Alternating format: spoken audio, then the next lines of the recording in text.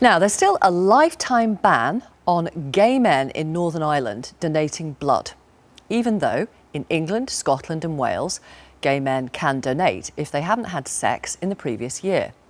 It's been the subject of a legal row that's lasted nearly 5 years.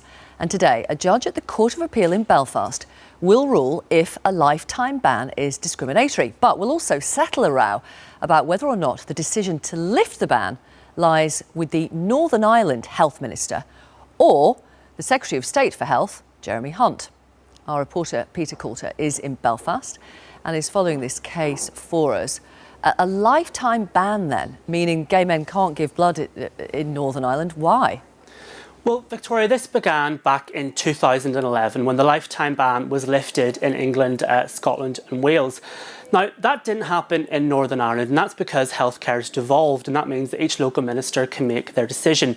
And the minister in Northern Ireland didn't do that because he said he wasn't convinced by the scientific evidence, and he wanted to see some more of his own to make sure that blood would be safe if it was donated. 5 years on, and that issue's still not resolved yet. OK, why is England's Health Secretary Jeremy Hunt involved? Well, if you think about the blood network, Northern Ireland gets a lot of its blood from England, Scotland and Wales, where that lifetime ban isn't in place anymore, where it's just that 12-month deferral. So if you look at it here, it seems a bit kind of silly that that ban applies here, and the judge felt that way as well. So he said it wasn't really up to Edwin Poots to make a decision about it because it was a UK-wide issue. It was really up to the Secretary of State, Jeremy Hunt.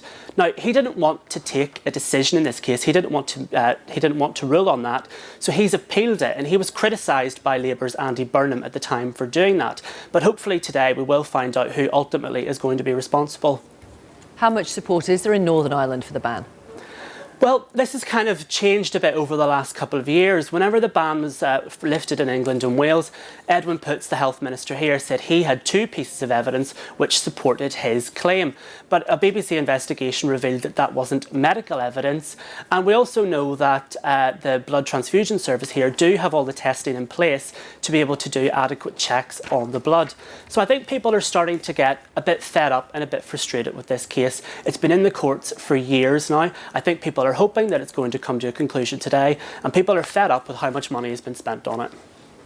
Thanks, Peter. So in Northern Ireland, a lifetime ban. In England, Wales and Scotland, gay men can only give blood if they haven't had sex for the previous 12 months, which many say is